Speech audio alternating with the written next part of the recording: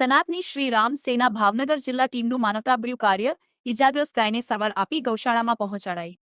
ભાવનગર સનાતની શ્રી રામ સેના ભાવનગર જિલ્લા ટીમ દ્વારા માનવતા અને ગૌસેવાનું ઉત્તમ ઉદાહરણ પૂરું પાડતું કાર્ય કરવામાં આવ્યું હતું।